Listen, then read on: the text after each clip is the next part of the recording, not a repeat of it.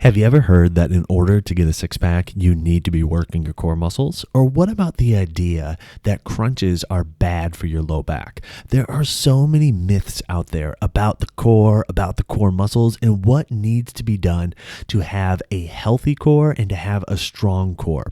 On today's episode of the Exercises Health Podcast, we want to address some of the top myths that we hear commonly thrown out in the mainstream fitness industry.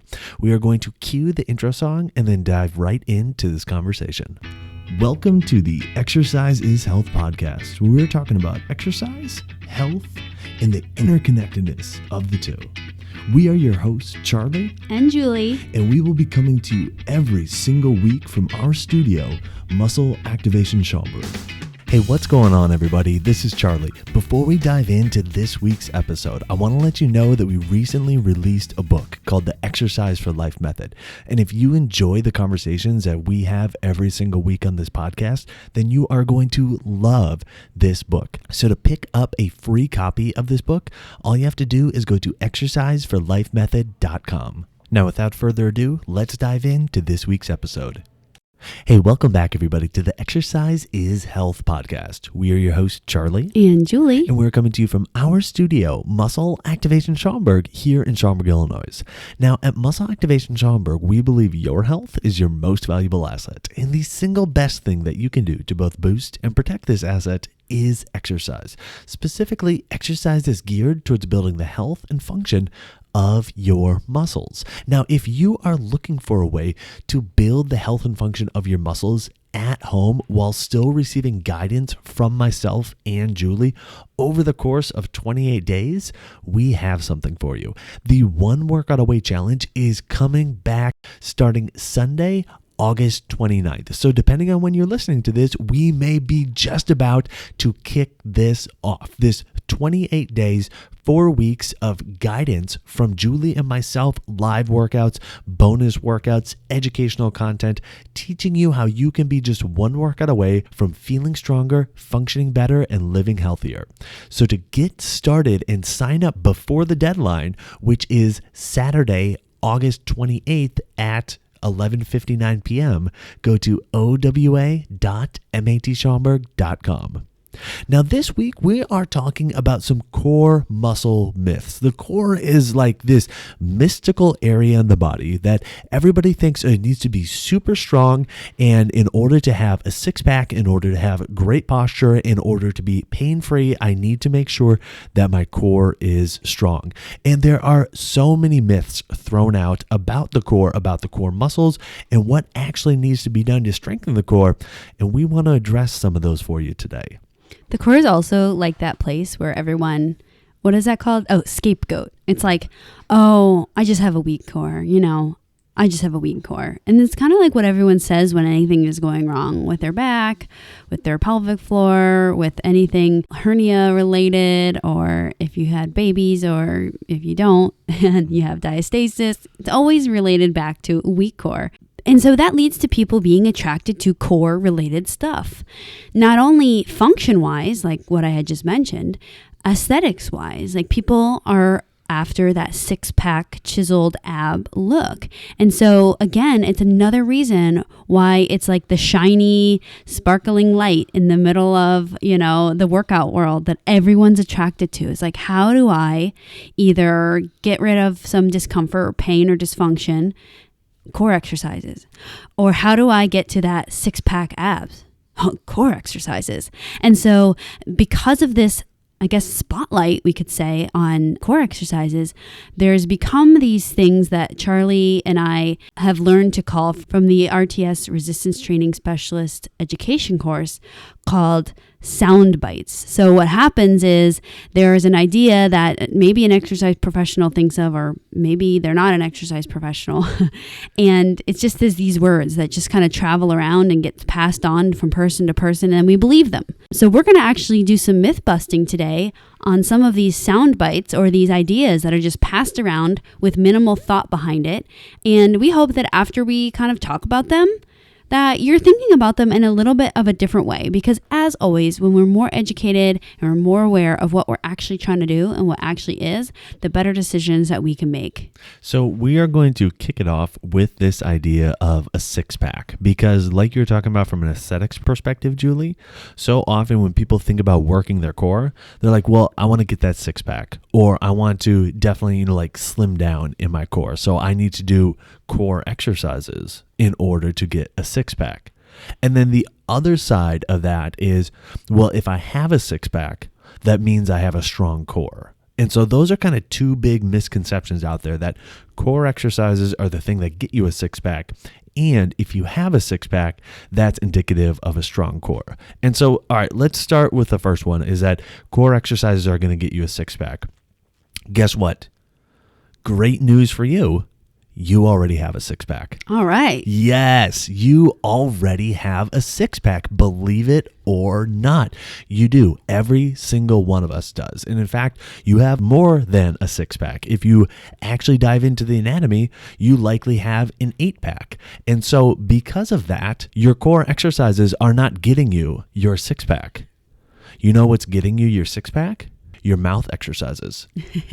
All the stuff that you are opening and closing your jaw for and inserting into your mouth and consuming as food, that's what is getting you or not getting you your six-pack. A six-pack is a body fat percentage issue, not a crunches, sit-ups, trunk rotation core issue.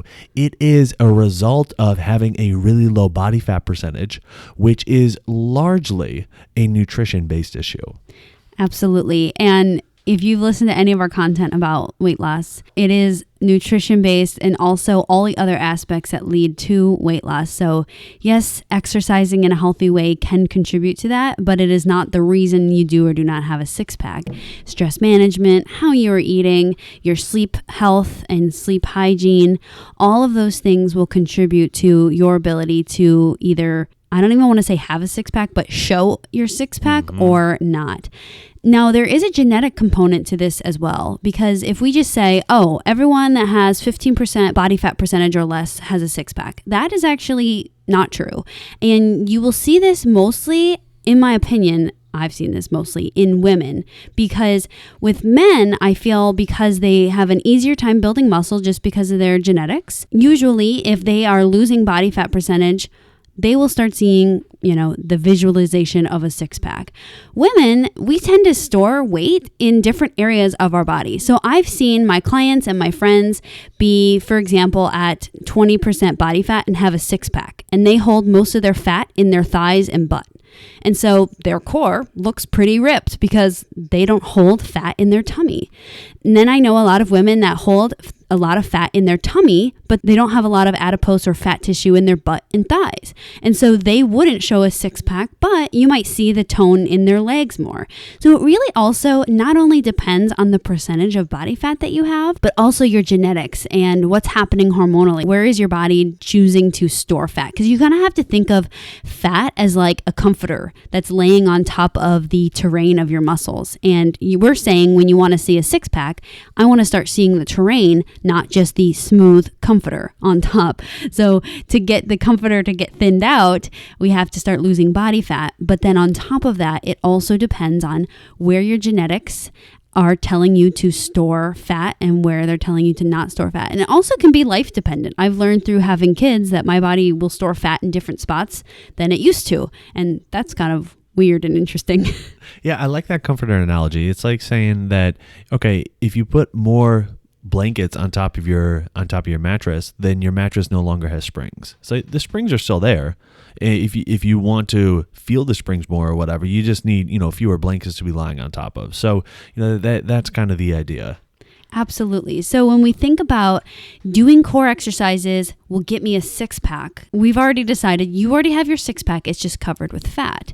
So I also want to take that next step and say, so please don't use core exercises to get your six-pack or to visualize your six-pack. Reason being is that getting a six-pack is an external goal. And whenever we're exercising for external reasons, what happens is there is a high chance of abusing exercise.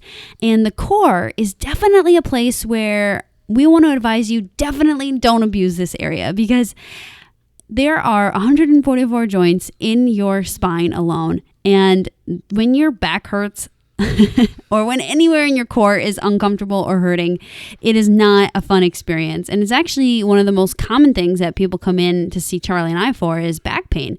So really make sure that you're continuing to use your core exercises to improve the health and function of your core, not necessarily to get your six pack, because again, you already have your six pack. Now, along those same lines, and again, going with the myths of the six pack, the idea of, well, somebody has a six pack. Look at their six pack. Oh, their core is so strong. Again, those are two different things. I mean, based on what we were just talking about, Julie, clearly a six pack is a body fat percentage thing. It doesn't have really anything to do with a muscle output or muscle strength thing. Again, those are two separate things. So you look at somebody and you might see them in the magazine and like, oh my gosh, yeah, look how strong their core is because you can see their abs. Well, again, that's them having a lower body fat percentage, or like you were saying, Julie, their body fat is stored in different areas. They just have less fat covering their abs. That's not necessarily a sign that, okay, yeah, they have a really strong core and they can do all these crazy core exercises you might see gymnasts doing or whatever. And that's the other thing that kind of perpetuates this myth. I mean, like the Olympics just wrapped up. And so, we're watching these gymnasts on TV and we're watching these swimmers on TV, and they are super lean and you can see their abs. You can see that they have a six pack, and they are also able to do these crazy strong things with their core. And so we see that, oh my gosh, we can see their core. We can see how strong their core is. It must mean that because they have a six pack, their core is super strong. Or because their core is so strong, they have a six pack. And those two are actually completely separate, even though sometimes you can find them together in the same individual. Absolutely. It's almost like saying because they function in a certain way, it must be because they have the six pack. Or we try to put them as like a causation relationship, and they absolutely are not. I remember when I was a senior in high school, I had this friend that I would work out with. I remember one day he was laughing to me because he lifted a lot of weights and he said, you know what's so funny is I have this killer six pack and I haven't done abs ever. I've never done abs. And I thought, what? That's unfair because I do abs all the time and I don't have a six pack. And so that's one example of like people that are actually pretty toned, we would say, meaning you can see your muscles. Tone, again, is a terrible word to describe this, but you can see their muscles, that they have a six pack, but they've never actually challenged their core. And then the other example of this is if you know people that are really thin and you can see their six pack, but it doesn't mean that they are strong at all in their core or that they have a high functioning core. So again, this look of having a six pack is definitely something that's like sought after in our fitness industry, but it doesn't necessarily mean or shed light on the function or the quality of function in someone's core. Now, one way that a lot of people may try to go about getting their six pack is by doing crunches, okay? And yet there is this huge myth out there that crunches are bad. All right. So let's kind of shift away from the six pack talk and go towards this idea of crunches being bad. I mean, we'll see it in magazines, we'll see it in online forums, you'll see it in videos, and it's usually coming from, a couple different professions. This idea that, oh yeah, crunches are bad. They're harmful to your low back, especially the discs of the low back. And, they are a surefire way to herniate a disc or create low back pain. And so they need to be avoided at all costs. And again, this is one of those myths, and as all myths are, this is just blatantly not true. So let's dive into this. Absolutely. So I think the first thing that we need to talk about is when we improve health and function of a muscle, it's when that muscle is contracting and being challenged. One of the significant muscle groups in your core is your rectus abdominis. That's your 6-pack or 8-pack that we just finished talking about. And what this muscle does is, if you think about the bottom of your ribs, or if you have your hands available, they run from the bottom of your ribs, like go from your sternum and then go out a little bit, right at the bottom of your ribs, and then they attach to your pelvis. So they go straight down. It's almost like a line on either side of your center. So right where you would see someone's 6-pack, that's your rectus abdominis. Now, to make those shorter, you have to get your pelvis to get closer to your ribs, or your ribs to get closer to your pelvis. So if you could think about that, if you were to fold forward like a crunching motion, that muscle tissue would get shorter. This is exactly what a crunch is doing. It is challenging your ability to get your ribs to get closer to your pelvis, which is trying to shorten your abs. Crunches are an excellent and very direct way of challenging this specific motion. The thing we have to be mindful of is that your joints are moving when you are doing this crunch. So the big joints that are moving is going to be the joints of your spine. So just like any exercise, this is not exclusive. This is not only specific to the core, but you do have to be mindful of your range of motion. So if you do have low back issues, or you tend to have quote unquote, my back flares up, or those kind of episodes, then it is important that you're just mindful of your range of motion, because there's a place where your body will tolerate that motion, and there's a place where your body will not tolerate that motion. Just like in your shoulder or your hip or your knee, we have to treat it with the same type of respect, is looking for how is this joint or joints moving, and be mindful of where to stop the motion and just not forcing anything when you're doing those crunches. Yeah, I think one of the places that this myth stemmed from, or definitely kind of launched this myth into more of the mainstream fitness world, was there was a study that came out a number of years ago where pig spines, so spines that were no longer in living pigs, were flexed and extended, flexed and extended, flexed and extended. And you mean they were bent and straightened and bent and straightened.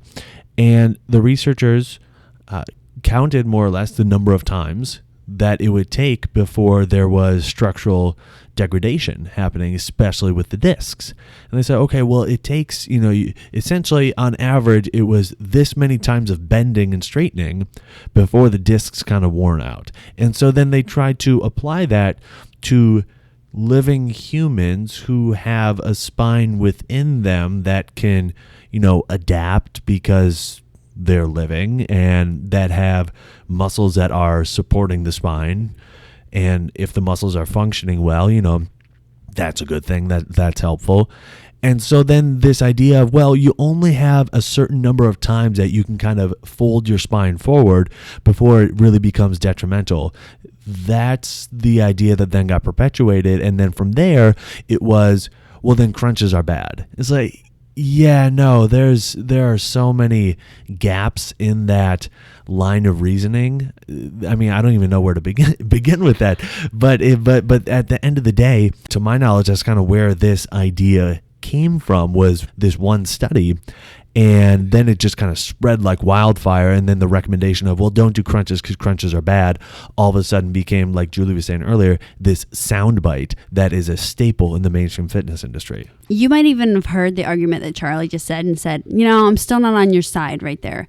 But what if we said, like we did that with a hip? And we said, okay, we flex extended, which, by the way, that's the motion that happens when you walk. After 2 million of those, like, the hip's going to wear out. So you need to ration your steps out, and actually don't move more than however many thousands of steps that would be per day. You get the point, right? So it's like the problem with some of these studies where these sound bites or these conclusions are made is that we take the conclusion, but we forget the application of it. Meaning, in our living bodies, we have what Charlie just said, muscles, and especially a nervous system that's talking to us like, hey, don't go further, go further. Things feel good, things don't feel good. All of that stuff really is the big protective mechanism on our structure. And our structure is our joints, and in our spine would be discs as well. So crunches are an excellent way to really directly challenge the rectus abdominis muscle. But just as any joint, we have to be smart about how we're doing it. And the other thing I wanted to bring up is that sometimes people say crunches are bad in a way to say that there's a lot more to the core than just crunches. And that part is true, but it doesn't mean that crunches are bad. Crunches are fine. They are not the whole story, but they do their job at what they're trying to do. But again, they're just not the whole story. Now, the last myth that we want to address today as it relates to the core muscles is this idea of anti-abs or anti-core, or more or less like when you do an exercise, you need to train your core in a neutral position. All right. So like this would be, well, you only need to do planks in a neutral position. Or when you do any exercise, your core needs to be in a perfectly neutral position. Or you need to do anti-rotation exercises in a neutral position. You know, the whole idea being like, we need to get your core strong in a neutral position. And there's at least two really big issues with this. One big issue from a muscle perspective and the other big issue from a joint perspective. And then I think you could also make an argument that there's another big issue from just a learning how to control your muscles, almost like a motor control issue that would come up as well. And so we need to address this because there's not an issue with training your core in a neutral position, but to only do that, that actually may be a very big issue. So I want to first talk about joints quickly.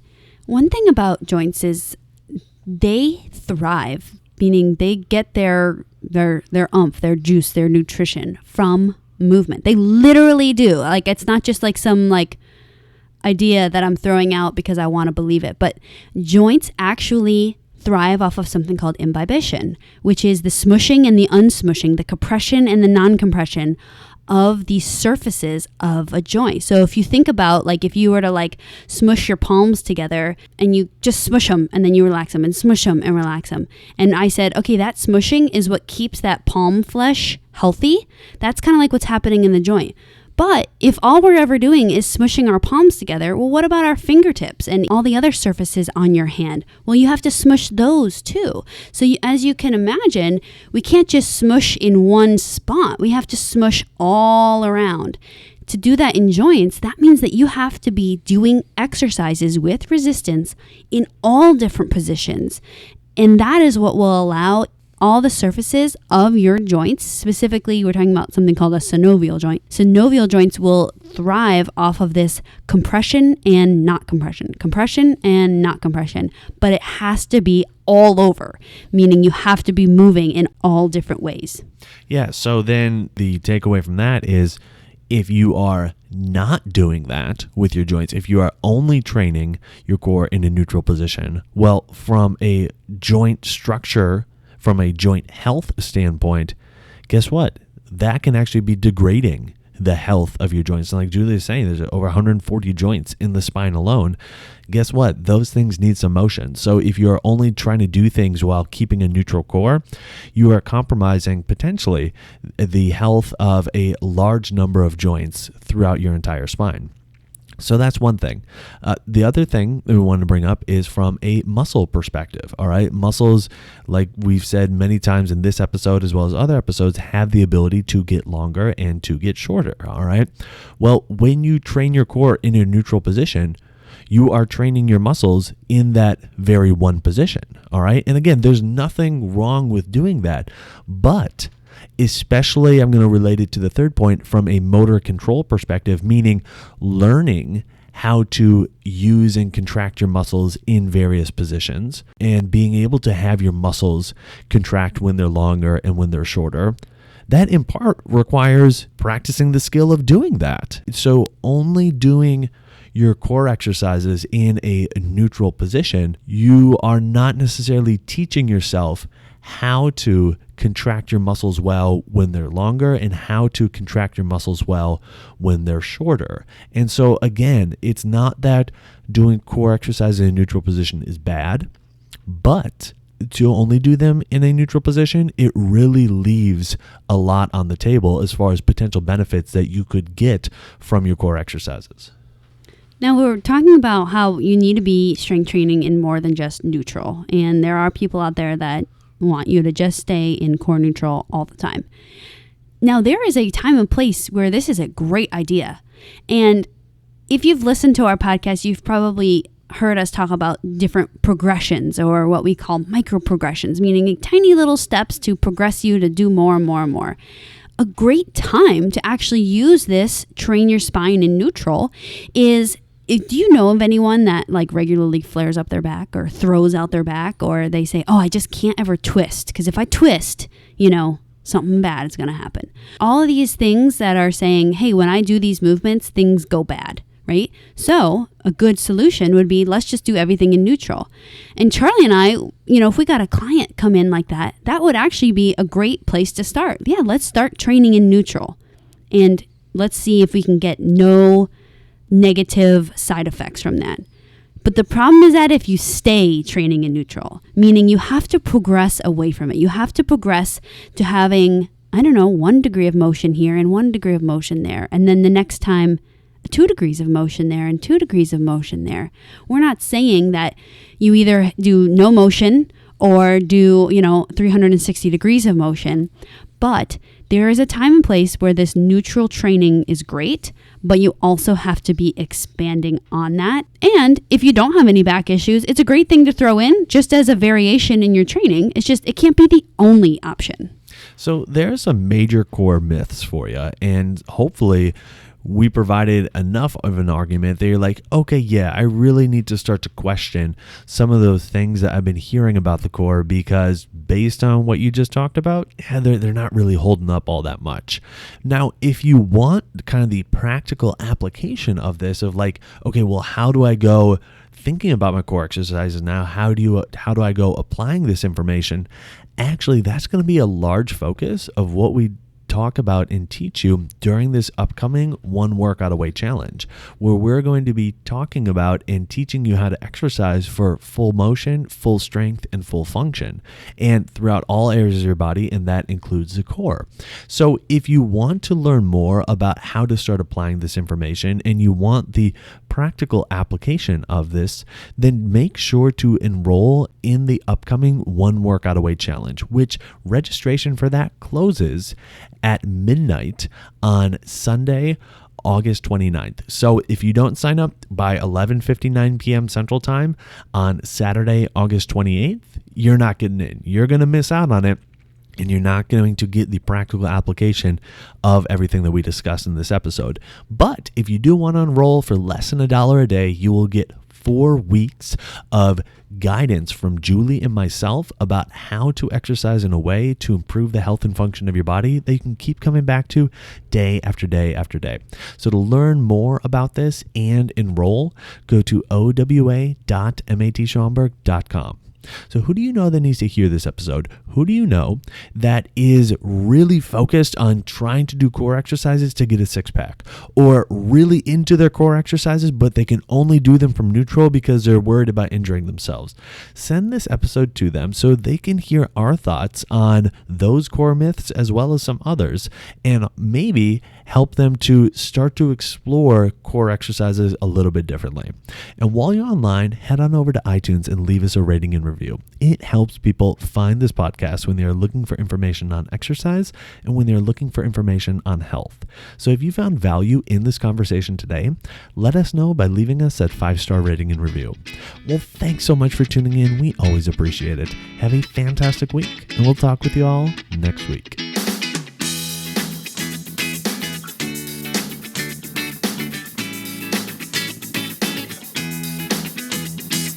So how'd you like that episode? Did you find the information useful?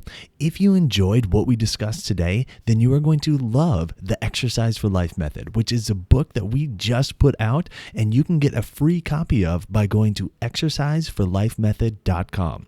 All we ask is that you pay for shipping and handling, so head there now and get your free copy, as well as some exclusive bonuses that you will get instant access to when you get the book. You can learn more and get your copy at exerciseforlifemethod.com. This podcast is for information purposes only. The statements and views on this podcast are not medical advice. This podcast, including Julie and Charlie Gates, disclaim responsibility for any possible adverse effects from the use of information contained herein. Opinions of guests are their own, and this podcast does not endorse or accept responsibility for statements made by guests. This podcast does not make any representations or warranties about guest qualifications or credibility.